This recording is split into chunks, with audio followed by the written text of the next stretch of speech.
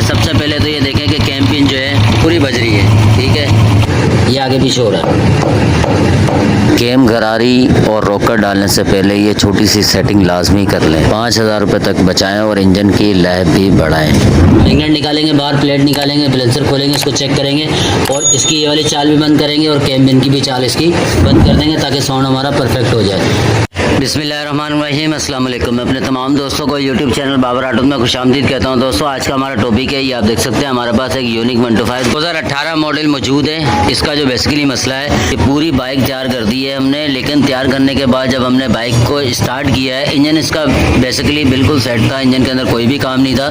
लेकिन जब bike start करने के बाद कुछ टाइम चलने के बाद अभी आइए टेबिट वगैरह इसके थोड़ी सेटिंग वेटिंग नट बोल्ट वगैरह जैसे सारे टाइट होते हैं वो हमने टाइट किया, लेकिन इसका जो साउंड जो है वो इसका चेंज हो रहा है। लेकिन इस बाइक का जो साउंड है वो क्यों चेंज हो रहा है, क्या वजह